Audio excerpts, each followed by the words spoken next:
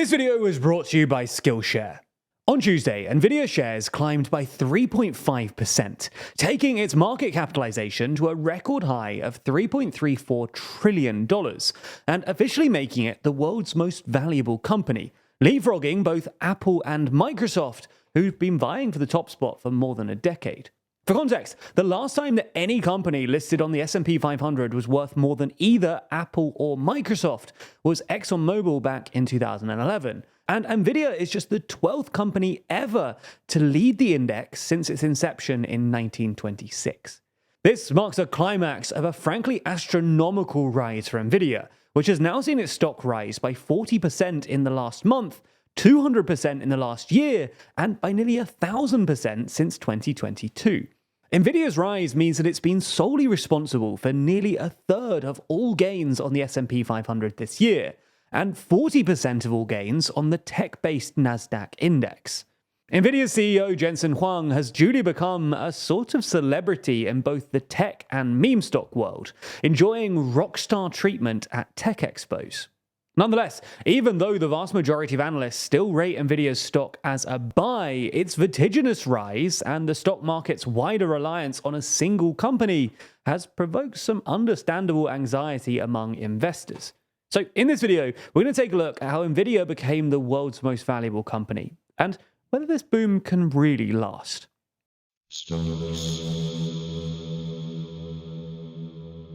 So, let's start with a bit of context about Nvidia itself.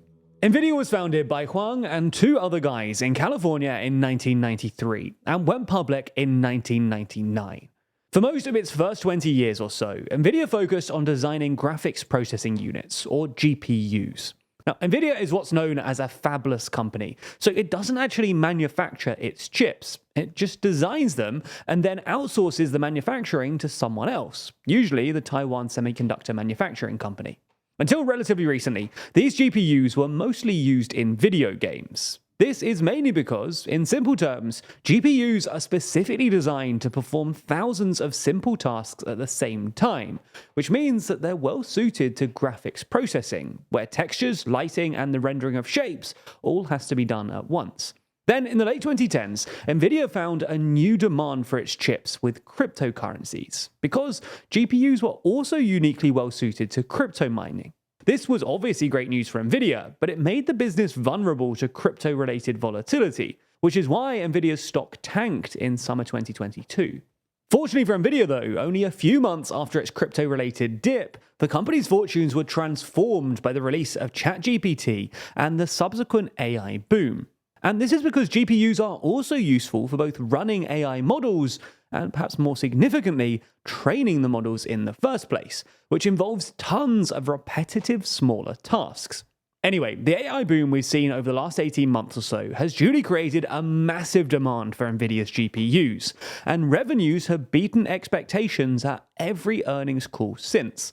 According to the most recent results from the first quarter of this year, Nvidia's revenues are up 262% year on year, and its profits are up 600%. On top of that, analysts are bullish about future revenues. In March, Nvidia revealed its new next-gen Blackwell chips, which one claims will be twice as powerful for training AI models as the current generation of Hopper chips, which were only released last year. And Huang also said that demand for these new Blackwell chips was already way outstripping supply, and preemptively promised another new chip next year. The combination of eye-watering profits and bullish projections have fueled Nvidia's meteoric rise. But while Nvidia's boom is sort of understandable, given the hype around AI and Nvidia's dominant position in the GPU market, the fact that they've gone from essentially a second-tier semiconductor firm, known for giving Call of Duty better resolution, to the most valuable company in just 5 years, has got many investors asking, is Nvidia overvalued? Well, the first thing we need to say is that this is not investment advice, and more generally, don't take investment advice from YouTubers. But, well, even if you were looking for investment advice, this video wouldn't be very helpful, because the best answer we can give to the question, is Nvidia overvalued, is it depends. For starters, it depends on whether or not AI generally ends up being all it's cracked up to be. We've already done a video on this, so go and check that out if you want to know more. But obviously, Nvidia's prospects depend on not just whether AI ends up being the revolutionary technology that advocates claim it will be, but also whether the companies buying Nvidia's chips are actually able to use AI to capture value. Secondly, it depends a surprising amount on geopolitics. The main risk here is how American sanctions might affect Nvidia's sales in East Asia. American sanctions have already crippled Nvidia's sales in China, which previously accounted for about 25% of revenue. But Nvidia has been able to mitigate this damage by creating chips that fall just under the American sanctions threshold and rerouting sales via Singapore, which now accounts for about 15% of all sales.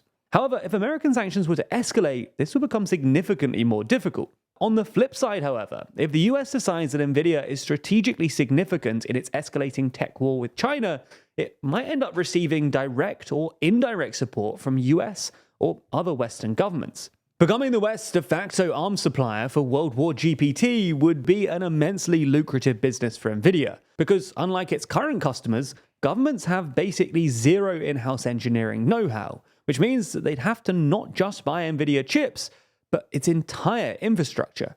The US has already signaled its willingness to support domestic chip making via the aptly named CHIPS Act, which earmarks some $50 billion in subsidies for American-based firms. And even if it doesn't actively support Nvidia, its strategic value might protect Nvidia from antitrust regulations. But perhaps the main thing that Nvidia's future depends on is whether it can retain its near-monopolistic position on the chips market. Nvidia's ridiculous profit margins are a consequence of the fact that it accounts for something like 95% of all high-end AI chips. Now, this is in part because Nvidia's chips are just good, but it's mainly because Nvidia also provides the infrastructure that surrounds the chips. For starters, Nvidia now controls something like 80% of the chip networking market. But perhaps more importantly, CUDA, which is the framework Nvidia uses to write software that makes best advantage of its chips, has become the industry standard, and it's not compatible with other chips. By providing the best chips, the best networking kit, and the best software, Nvidia has developed a sort of monopolistic moat that insulates it from competitors, because any serious contender will need to beat it on all three.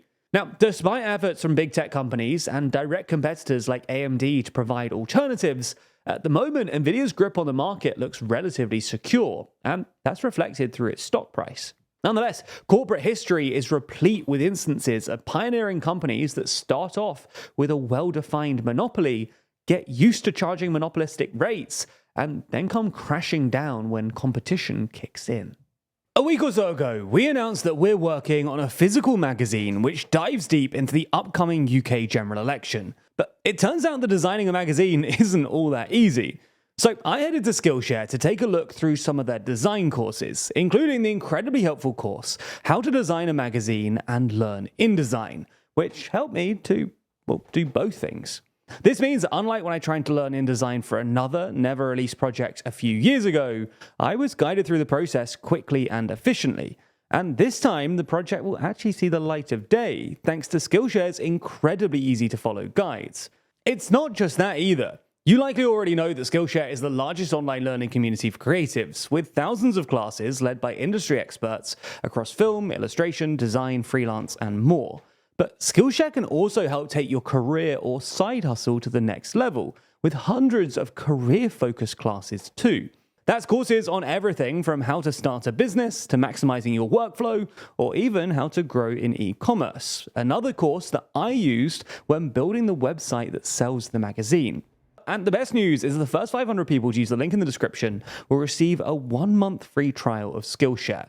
So get started today.